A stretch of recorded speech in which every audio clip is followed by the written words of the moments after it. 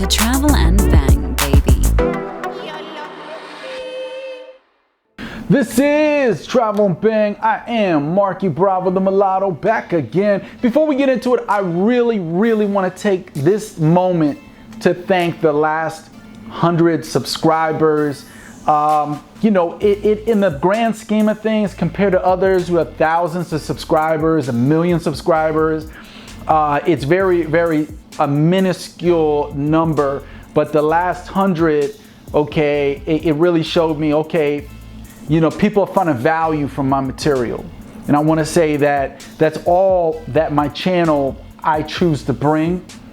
I'm not saying others are disingenuous, but I just feel sometimes when I watch others that there's always a motive, a modus operandi, if you will, behind what they're saying, because they're just trying to use it as a marketing tool to sell something.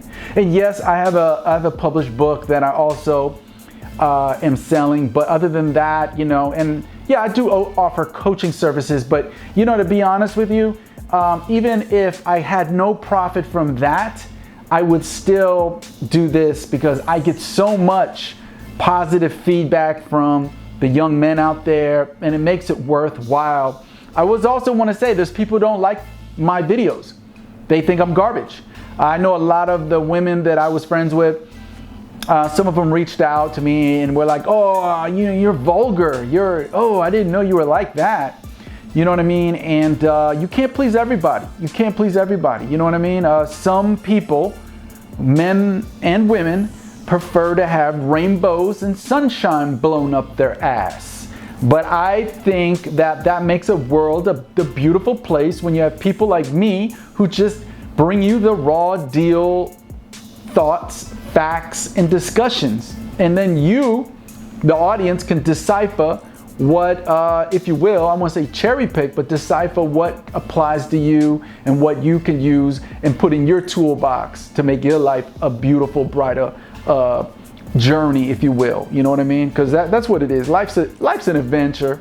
You know what I mean? It's an Indiana Jones adventure. You don't have to be in a black and white movie. You know what I'm saying? Anyway, so this video, I'm going to read off. This is going to be a questionnaire video. I got some questions, email sent to me. Anybody's watching out there who wants to ask questions, that's markybravo@gmail.com. markybravo@gmail.com. Okay, so let's get into it. I found them really entertaining. Okay, first question is, how can I maximize my dating app game and attract more swipes from women that I'm attracted to? Okay, so basically, I want to touch on something really quick before I answer that question. I have a friend who works for one of the major dating app companies. You know what I mean? I want to say it because, you know, you get a libel suit thrown at you real quick. So basically it's like this. You have to understand that with the dating apps, all the #1 swiping dating apps, there's a lot of, the companies implement drones. Okay, these are fake pre-programmed accounts that will match with you. Okay, you ever wonder why you match with some beautiful girls and they never ever write you? They match with you and that's it. They're drones. That's a drone account. Okay, these are profile pictures purchased by bulk for pennies on the dollar by the dating company corporation, and then they integrate it into a drone software. I'm an IT specialist. Trust me, this is real deal shit. Welcome to the future, McFly. Okay. So on top of that, then you also, it's a billion-dollar industry. They also employ men and women to match with you as well. So you also have an army of people getting paid, okay, basically to match with you. And then they'll chit-chat you up, right? A little here, a little ha, a little oochie-coochie, la la la, and then all of a sudden they unmatch you. Like for no reason. You're like, whoa, what happened? Okay, they're the ones on payroll, okay? And they also are obligated under contract never ever to divulge their contractual obligation to the company. So don't think you're gonna find this written on some blog. Okay, the gentleman I know, he's a very close friend. He works for the parent company that owns most of these dating websites and dating apps. He told me this dirty secret about the game, and I'm divulging it. I don't care. I know other people just never mention it. And I'm the only one out here talking about this. So back to his question, how can I maximize my dating app game? Okay, look, Rollo Tomassi talks about this in his books, The Rational Male, the trilogy, and his new one, The Player's Guide. Look, this is the 21st century. In the 21st century, we live in a very hyper visual world. To maximize your dating app game, you want to get really awesome photos made of yourself, okay? And it's a balance, because if they're too professional taking photos, now you look like you're trying too hard, like you're on some modeling bullshit, right? But if they're just if you're using a cell phone camera, you know, to be honest with you, the millimeter lens on the cell phone camera, you're not gonna look like yourself in most of the photos. You ever notice when you look at the cell phone photos, you're like, I don't look like that. What the hell? That's because the millimeter is not the same as a professional camera. So that's why you would prefer to get somebody, pay somebody to take some professional, really good photos of you without going overboard and making it look too plastic and phony. And you will be ahead of the game, because most people are not doing it. They're too lazy. So when you do that, you maximize your dating app game, you're gonna stick out.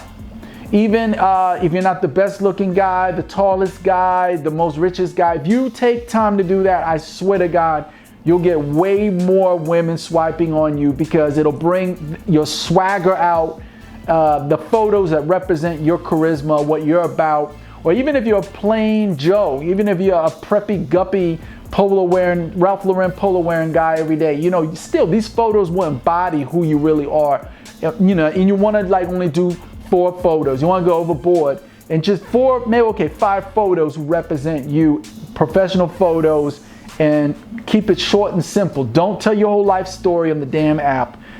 Tell them, you'll explain it to them. If they're interested, swipe, and you'll discuss further on there. And that's it. That's it. There you are. You have to brand manage yourself. When you become your own brand manager and you realize you got to manage yourself like you're Nike, Adidas, like you are a brand, okay? And this happens all over. Creating an alter ego is also a well-known fact. You've seen David Bowie do it in his career with Ziggy Stardust. You've seen Shock G do it with his rapper alter ego, Humpty Hump. And you could do it too. That also will maximize your game, to create an alter ego for the internet, at least for the internet, to communicate, you know, that attraction to women. Because you have to understand, women, the statistics are in, gentlemen, the majority of women in the West don't find 80% of men attractive. I'll repeat, they don't find 80% of the men attractive. So you're really gonna have to go out of your way to do something more than the others. And now you gotta manage your brand, okay? Next question. I noticed there are lots of Asian women from China on dating apps, and they all seem to claim that they live in my city, but they're all lying. What's going on in China? I thought their economy is kicking our asses. Are they poor? Or are the women out there running out of men? Okay, yeah, I noticed this too. A bunch of what seems to be women from China, communist China, not Taiwan, okay? This is the deal. This is my theory. It's not, you know, 100% solid, but I think what you have in a society that's communist is very constricted, very conservative, very domineering, very controlling. They even say when they watch shows like, I heard this on the other day, when they run American TV shows like The Big Bang Theory, that they're censoring these shows. They censor sexual comments, they censor all sorts of things. So people, especially in China, they're tired of it. Women are tired of it. It probably affects their attraction to their own men in their own culture, because they see our films, they see our culture being portrayed in a positive light. Even so, you know, let's be honest, America ain't all that, but they see that and they're attracted to it. You know what I mean? And when you're attracted to it, you want a little taste of it, and that's why they're joining these dating apps. And a lot of them are buying American numbers. You know what I mean? So basically they buy American numbers so you can add them on WhatsApp, and they keep up the facade that they live in the States to keep you interested in them. You understand? Because a lot of guys, they're like, well, you're in China. I'm not going to go to China. What the fuck am I talking to you for, right? So that's why they do what they do with the fake. They purchase numbers, add you on WhatsApp, and blah, blah, blah. They talk your ear, you know, and then eventually whatever happens. They probably get bored, move on, find some other dude to talk to, or maybe you get bored and it's like, hey, this is bullshit. This girl that barely speak English, you know? Okay, so that's what's going on. Number 3, why do most women have boyfriends and husbands lie about it when asked if they are single? After I meet women online and we flirt, they usually give me their texting app info, and later I'll do a deep search, look up online, and I'm always disturbed to find out that they are all spoken for, usually already engaging in in-house relationships. Why don't women just be honest about their relationship status? Oh God, I love this question. You know what I mean? Because you still got this disinformation that it's the men that are the dogs. We're the dogs. We're the nasty dogs. We're two-faced. We're the cheaters. When reality is women and men are both the same. You know what I mean? It's just men get slammed with being the dogs, the players, the playboys, you know, the womanizers. Okay, this is what's going on, okay? And I've seen this, I've been through this. I've seen this a lot. I've flirted with women. I don't want to say who, because some of them watch my show and they know I'm going to be talking about them. But there was this one woman, and this happened to me before. You know, every time I talked about with her, she talked about her kid, her child. You know what I mean? Kid might be 11, 12 years old. And she talked about being divorced and this and that. And you know, for months, I would off and on talk with her, chit chat, and she would just make it sound like she was single, like a single mom, kid, that's it, right? And then later I did a deep search, a backdoor search on Facebook. If you don't know what that is, holla at me, I'll tell you how to do it. And I did a backdoor search on Facebook and I found her profile, and there's this guy like hugged up with her, and it's weird, you know what I mean? Because on his profile he says in a relationship with her, but when you go to her profile, it doesn't mention anything about being in a relationship with him. You know what I mean? And I see a lot of women doing this shit, and this is the ugly truth. Let it be known. Women, it's hypergamy. They can't help it. They're always, I think women instinctually are always looking for the BBD. No, not the big black dick. The BBD, the bigger and better deal, and that's just instinctual. That's why most men on their profiles on Facebook everywhere, they'll be like, in a relationship with Lucy Gonzalez or whatever, right? And then when you look at her profile, it doesn't say shit about being in a relationship. And then maybe they'll post a photo with the guy because they felt pressure to do it, but you could always tell they don't want to do that. They don't want to put their business out, right? Most women they like the validation they get from being single, beautiful women. Like the woman that didn't tell me about her thing. I think she didn't tell me because she liked the validation that I'm sexually attracted to her, that I said flirtatious things to her, and that I asked a couple times to go out with her, right? And that feels good. It feels so good. Oh, validation, God, it feels so fucking good. And that, I don't even blame women for that. That's just instincts. That's instinctual, I mean. You know, so that's the way it is. You see a lot of women do it. You see a lot of married women do it online. They're married with a dude, bunch of kids, and they never show their husband on their Facebook profile. Never, ever. They go on vacation and never show the dude who's financing the vacation with it, right? Not all, but some. And then the others just publicly won't talk about their boyfriend or their in-house partner. So this happens a lot. Get used to it. And this is why I endorse Mode 1 game, okay? You're gonna buy the book Mode 1 and learn how to do this. This is very direct in your sexual interest in a woman. Because if you don't do Mode 1, you'll get led on, and this is where you'll never find out. You know what I mean? And you might get manipulated, you know what I mean, by the wrong type of woman. So Mode 1 is a must. Direct game where you express your sexual interest, and she'll tell you no or yes, and hey, life goes on, right? All right, so next one. What is the red pill trifecta? I keep seeing men mention it in chat rooms. Okay, you know what that is? The trifecta is usually money, muscle, masculinity, okay? Remember, red pill is the theory, game is the practice, okay? Red pill is just theory, that's all it is. Human evolutionary psychology pertaining to women's nature, that's it, right? And game is the practice, is you doing it, it's action.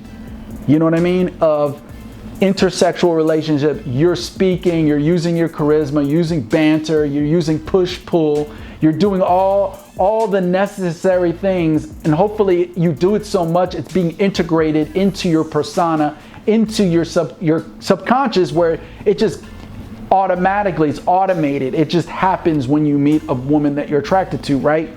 So the trifecta is money, muscle, masculinity. Look, don't let anybody fucking lie to you. I'm gonna be honest with you. I know guys don't want to hear this. This is like a bunch of dating coaches out there who say, it's not about the money. You can still get laid without money. I know broke motherfuckers that get laid. They live in their mom's basement. You know, some of them do. Some guys get away with that. But on the long run, if you want to be a part of an elite class of men, if you want to be the man who starts the attraction, gains the attraction from the woman, and maintains the attraction, you're going to want to master all three. I don't care what they say. It's the truth. It's the ugly truth. It's the way it is. You want to get the money. You want to be successful financially. Not for the women.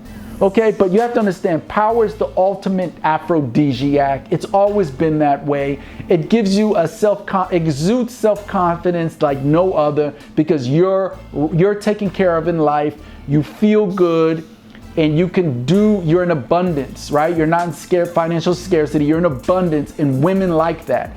That it pertains to stimulating their hypergamy, right? It's just the way it is. Get your career right. If you're not into working for other people, organizations, or corporate entities, then start your own business. But get your fucking money right.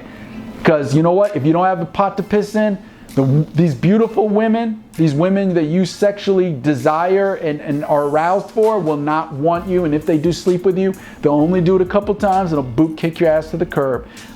Muscle. Get your ass fit. You don't have to be super muscular. You don't have to be Arnold Schwarzenegger in his prime, but get your ass in the gym. Make sure you work out, or at least be slim, trim, hard body. You know what I'm saying? Get your body right, okay? Once again, it appeals to a woman's instincts that you're a prime stock for breeding, okay? For creating offspring. You're healthy. You know what I mean? Do that.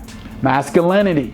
You can have the money and the muscle, but there's a lot of guys with the money and the muscle with no masculinity. They're simps. You see that with Prince Harry.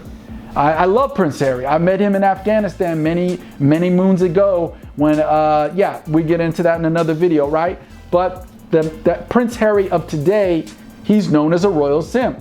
He has the money, he has the muscle, but his masculinity doesn't carry on to his relationship. So we all know Meghan runs the relationship. And a lot of men this is not to down him, there's a lot of men like that. So have the trifecta, the money, the muscle, the masculinity, okay?